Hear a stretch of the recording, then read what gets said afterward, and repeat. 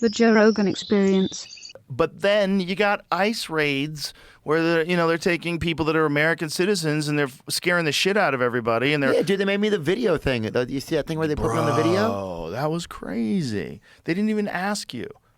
Bro, it was really scary for me. You were just joking around because you were talking to a guy who's his friend. And this was quite a while ago, too, right? When was that video? Yeah, I don't know. It could have been like a year and a half ago or something. I don't remember. But that was crazy. But it was hey, it was a joke, yeah, right? She's like a friend. I don't know if she said a friend of mine got deported. I can't remember what she said.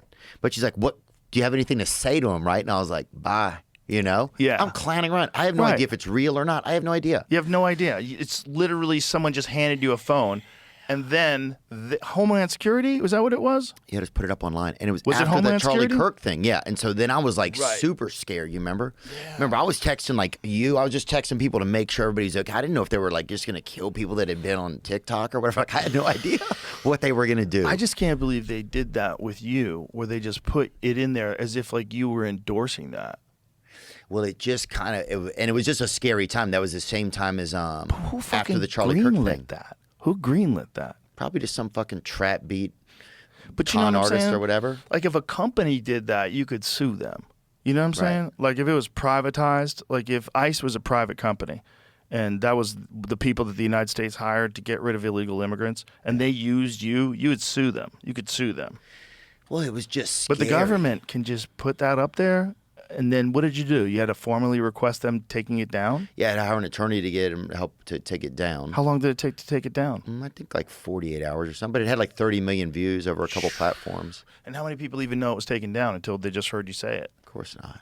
I knew because you told me, but I couldn't believe it. When you first asked me what I should do about this, I was like, it's probably nothing. And I was in the car and I didn't watch it. And then I got to the club. Then I talked to you from the club. And you're like, you didn't see it? I was like, no. And then I saw it. I was like, oh my God, what the fuck are they doing? Like, it's like, that's not how you envisioned the government. The government made a hype video. Yeah, they were making like deportation hype videos with trap beats and shit. And I was like, what are we doing? That's what I'm saying. Everything is turned into like the WWE. It's none of it's real. It's 100% that Mike Judge movie. It's Idiocracy. Oh, Idiocracy, yeah. Yeah.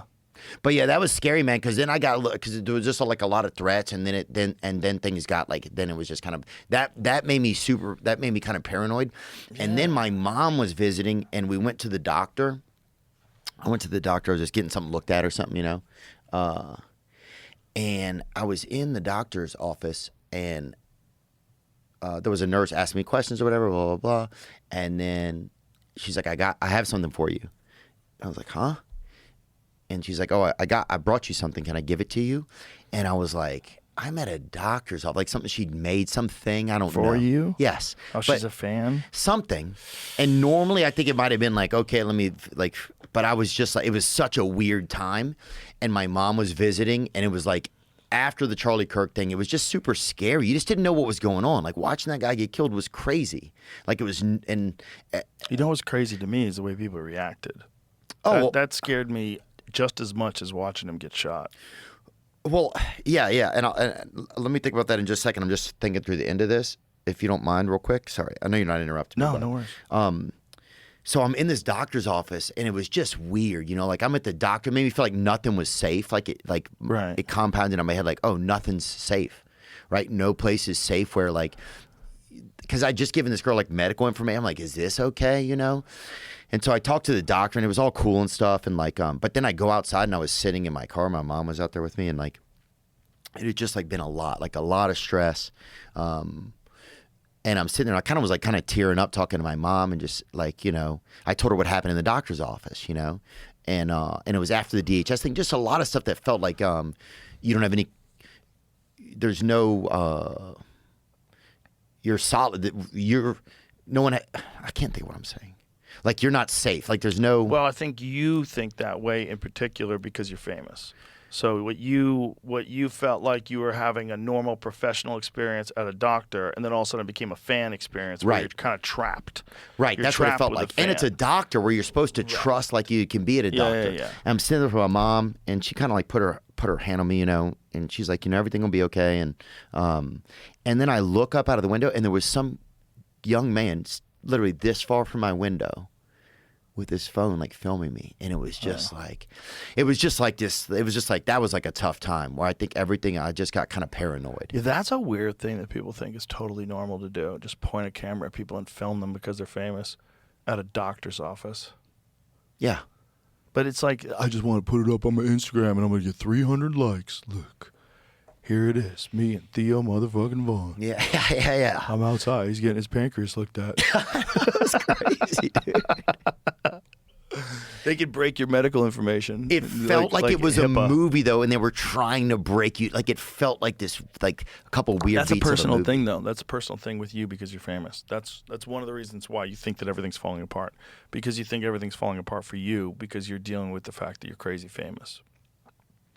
Yeah. That's why you have this elevated sense of everything falling apart. Like, look at the example that you cited. A lady who loves you, who's a doctor, but she wants to give you something, and you thought, man, I thought I was just at a doctor. Now I'm trapped with some person because you feel like you're trapped a lot talking to crazy people or people that want something from you, people that are grabbing at you. That's what it is. Yeah. That's why you personally feel like everything's falling apart because you're having a hard time navigating your new situation. And then also your new situation is very different than just you as a comedian. Because this new situation is you voicing your opinions about things, and some things controversial and some things not so much. But then people enjoy it, and so it gets a lot of attention. And when it gets a lot of attention, you also get a lot of haters. You're going to get a lot of jealous people. You're going to get a lot of people that just disagree with your choices and guests. You got a lot of people that think that what you're doing is dangerous. There's a lot of really fucking really idiotic opinions that people will attach to you that don't make any sense, but they're still out there. And so you're dealing with that too. And that's a new thing that you're dealing with that you never dealt with before. And it's part of why you have this accelerated thought that everything is falling apart. I don't think it's falling apart as bad as everybody thinks. But I think it's something that it deserves consideration.